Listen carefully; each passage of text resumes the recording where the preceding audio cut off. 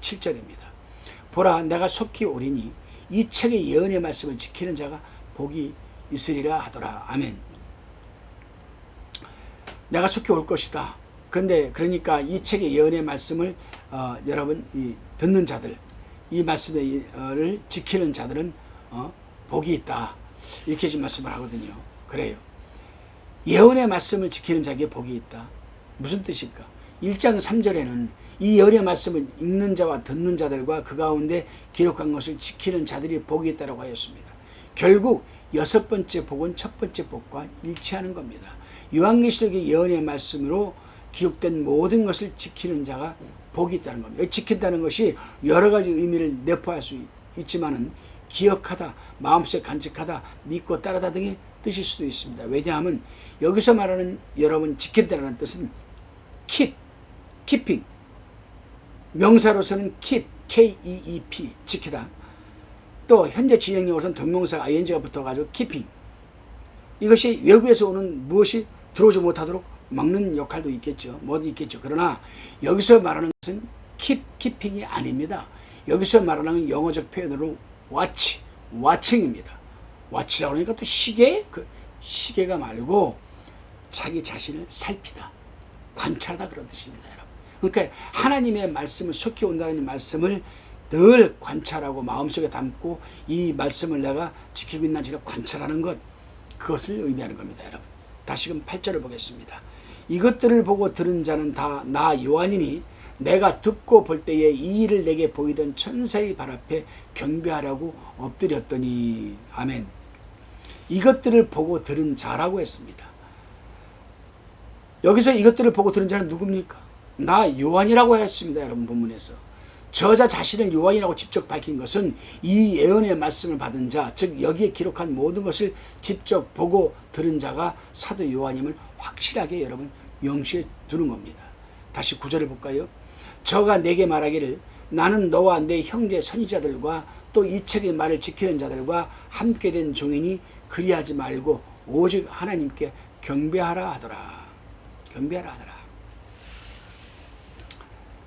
요한이 너무 감사했는지 기뻐했는지 모르겠지만 천사에게 엎드려 경배하려고 그러자 천사가 나는 너와 내 형제 선지자들과 또 이 책의 말을 지키는 자들과 함께 된 종이니 그리하지 말고 오직 하나님께 경배하라. 사단이 예수님에게 천하만국과 영광을 보여주면서 경배할 것을 강요했을 때 주님은 사단을 꾸짖으면서 주 너희 하나님께 경배하고 다만 그를 섬기라고 마태복음 4장 10절에서 말씀하셨습니다. 천사도 사탄도 경배 대상이 아니죠. 우리는 오직 하나님에게만 경배하고 그만 섬겨야 합니다. 중세시대 때 성화 숭배가 우상했죠. 예수 그리스도의 성화를 그려놓고 12사도들의 성화를 그려놓고 그것을 경배했습니다. 오늘날도 모 종교에서는 석상을 세워놓고 그 석상에다 나가며 들어오며 여러분 기도를 한다. 그거 다 우상 숭배입니다. 경배 대상이 아니죠. 그들은 다. 천사는 자신이 경배받아야 할 존재가 아니기 때문에 경배를 거절하고 하나님께 경배하라고 충고했습니다. 요한의 실수를 통하여 우리는 천사 숭배에 대한 경각심을 여러분 가져야 합니다. 성상 숭배, 성화 숭배, 목걸이 숭배 전부 우리는 경배 대상이 되어야 됩니다. 다시 10절입니다. 또 내게 말하되 이 책의 예언의 말씀을 임봉하지 말라 때가 가까우니라. 아멘. 약 630년 전에 하나님이 다니엘에게 마지막 때에 관한 비밀을 말씀하셨을 때 다니엘아 마지막 때까지 이 말씀을 간수하고 이 글을 봉함하라고 했습니다. 이 당시 요한계시록 사도 요한이 환상을 볼 당시를 중심으로 해서 630년 전에 천사는 다니엘에게 봉함하라고 했습니다. 근데 오늘 본문에서는 630년이 지난 이후 지금 이 다니엘 요한계시록을 기록할 당시에 천사는 지금 여러분 요한에게 이 책의 예언의 말씀을 임봉하지 말라고 합니다. 다니엘에게는 봉함하라고 했고 봉함하라고, 요한에게는 봉함하지 말라고 하셨습니다. 그래서 이 모든 날 마지막에 아들로라고 합니다. 그래요. 다시 말해 히브리서 12장 보면은 이 모든 날 마지막 아들로 이렇게 말씀하셨잖아요. 다시 말해 예수님이 지상에 오시면서 마지막 곧 종말 시대가 시작된 것입니다. 다니엘이 계시를 받은 날부터 예수님이 오시기까지는 600여 년의 시간이 필요했기 때문에 그때는 종말에 관한 말씀을 여러분 임봉하게 하셨지만은 600여 년이 지난 다음에 주님이 오셔서 마지막 때가 본격적으로 시작되었기 때문에 이젠 이 연의 말씀을 임봉하지 말고 열어두라는 겁니다. 여러분. 그러니까 우리도 여러분 이 말씀을 요한계시록을 지금 읽고 계시를 읽게 된 거 아니겠습니까? 그래요.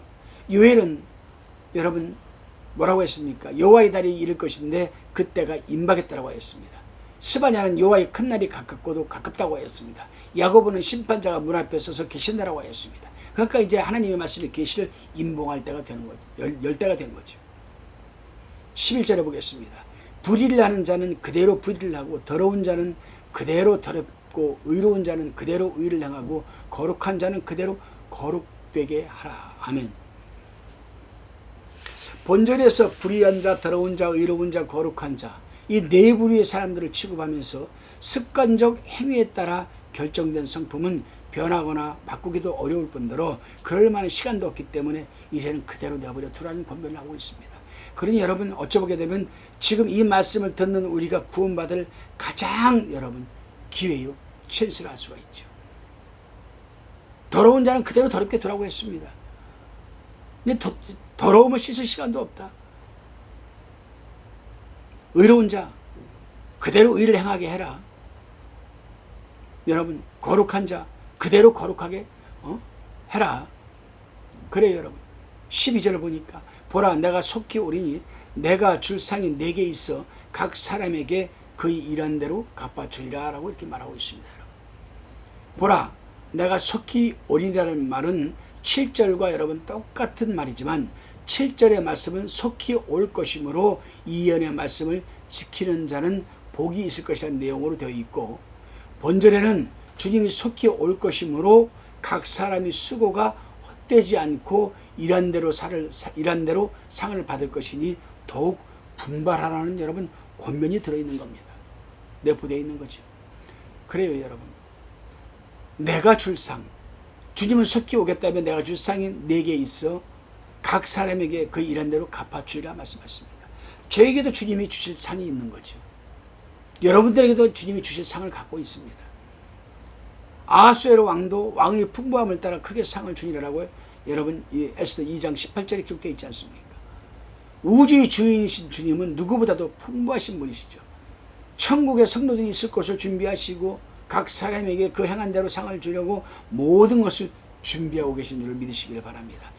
참 제가 궁금한 게 하나 있어요. 궁금한 게 뭐냐면 저희 어머님이 참 평생을 신실하게 하나님을 섬겼습니다. 참 늘 어디 갔다가 학교 갔다 와도 보면은 기도하고 계시고 집에 안 계시면 틀림없이 교회에 안 계시면은 여러분 기도원에 가 계시는 그 내가 초등학교 다닐 때도 그 문능병 환자들이 깡통을 들고 우리가 한옥집 앞에서 문을 두드리면서 밥 달라고 하면은 문 열어서 들어와서 세면이나 하고 밥 먹어라 손 씻어라 하고 그 문둥 이렇게 된 손을 어머님이 씻겨주면 우리 아버님이 그냥 방문을 탁 닫고 들어가시고 그랬거든요. 그런 어머니를 보면은 우리 어머님이 어떤 상을 받았을까 참 굉장히 궁금합니다. 어떤 상급을 받으셨을까?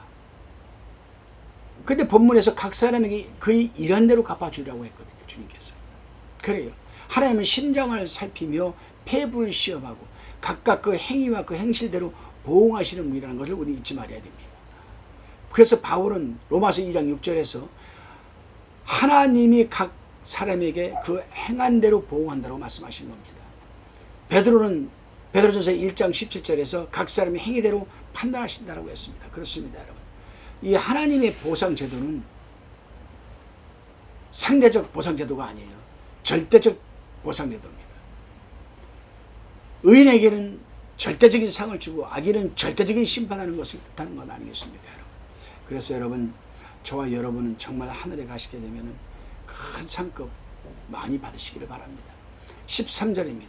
나는 알파와 오메가요 처음과 나중이요 시작과 끝이라. 속히 와서 각 사람이 일한 대로 갚아주시겠다라고 말씀하신 다음에 나는 알파와 오메가요 처음과 나중이요 시작과 끝이라고 하신 것은 그 약속을 반드시 이행하겠다라는 의미로 받아들일 수 있습니다. 이제도 있었고 전에도 계셨고 장차 올 자라고 했을 때도 알파와 오메가라는 말을 사용했습니다. 그래요 여러분, 알파와 오메가를 설명한 것이 처음과 나중이요 시작과 끝이다. 주님은 만물의 제일 원인으로서 처음부터 존재하셨다는 사실을 강조할 때 알파와 오메가라는 단어를 쓰셨습니다. 이것은 그 영원하신 신성과 권위를 나타낸 말이죠. 14절입니다. 그 두루마기를 빠는 자들은 복이 있으니 이는 저희가 생명나무에 나가며 문들을 통하여 성에 들어갈 권세를 얻으려 함이로다. 그 두루마기를 빠는 자들은 복이 있다고 하였습니다.